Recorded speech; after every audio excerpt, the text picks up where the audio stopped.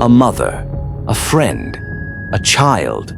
What began as a casual friendship between two women would soon spiral into a psychological trap with deadly consequences. In Japan, the 2020 death of a 5-year-old boy shocked the nation, not only because of the crime itself, but because of how it unfolded, slowly, silently, and insidiously. This is the devastating case of Rie Ikari and Emiko Akahori. Rie Ikari was a 39-year-old mother of 3 living in Fukuoka City, Japan. Recently divorced, she struggled to raise her children alone. Friends and family said she was quiet, reserved, and overwhelmed by the demands of single parenthood. Her youngest child, Shojiro, was just 5 years old, bright, small for his age, and attached to his mother. In 2017, Rie enrolled her child at a local kindergarten. There, she met another mother who would change her life, 48-year-old Emiko Akahori.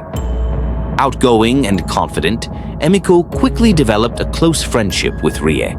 But what Rie didn't realize was that Emiko wasn't just another helpful mom. She was about to become her tormentor. By 2018, Emiko had started inserting herself into Rie's personal life. She convinced Rie that someone was stalking her, that her ex-husband was secretly plotting against her, that people at work were watching her every move. To prove these things, Emiko claimed she had contacts, private investigators, legal experts, and could help Rie for a price. Over time, Emiko's manipulation grew darker. She isolated Rie from her own parents, friends, and even doctors. Rie began relying on Emiko for everything: advice, protection, emotional support, and Emiko used this dependency to push Rie deeper into paranoia and fear.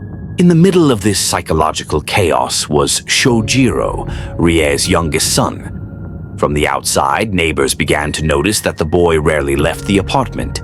His face appeared thinner, his movements sluggish. Unseen by the public, a horrifying truth was unfolding inside their home. Emiko had told Rie that feeding her son too much would weaken him spiritually, that Shojiro needed to be purified by reducing his meals. Over the course of months, Rie fed her son less and less, until Shojiro was eating a single meal a day. Then only crackers. Then nothing but water. By early 2020, Shojiro weighed just 10 kilograms. That's the average weight of a 1-year-old child, and still, no one stepped in. On April 18th, 2020, Shojiro stopped moving. When Rie realized he was unconscious, she didn't call an ambulance. Instead, she called Emiko. Emiko told her to wait. It was a third party, contacted much later, who finally called emergency services. When paramedics arrived, Shojiro was unresponsive. Bruises covered his thin body. He was pronounced dead at the hospital. The autopsy revealed starvation as the cause of death. His thymus, a gland linked to stress and immune response, was completely atrophied, a sign of long-term suffering. Police immediately began investigating. Rie was arrested on charges of neglect and abuse. But as investigators dug deeper, a second name kept surfacing: Emiko Akahori. Phone records, bank statements, and interviews revealed a horrifying pattern. Emiko had taken over 2 million yen from Rie under the guise of fake investigations and spiritual services. Rie, who appeared emotionally broken, insisted she was only following Emiko's guidance. She said she believed she was protecting her son. In September 2022, Emiko Akahori was found guilty of child abuse resulting in death and sentenced to 15 years in prison. Rie Ikari was sentenced to 5 years. Her defense claimed that she too was a victim, manipulated and mentally dominated by Emiko. She appealed her sentence. This wasn't just a case of murder. It was a case of psychological manipulation so extreme, it stripped a mother of her ability to care for her own child. Shojiro died not from violence, but from silence, fear, and control. In Japan and around the world, the case raised questions about coercion, mental health, and the vulnerabilities of isolated parents. Could the system have helped Rie?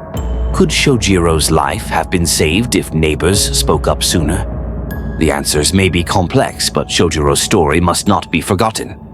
Thank you for watching. If you found this story important, please like, share, and subscribe for more in-depth true crime cases from around the world. And remember, sometimes the most dangerous crimes leave no blood, no screams, and no witnesses, just silence.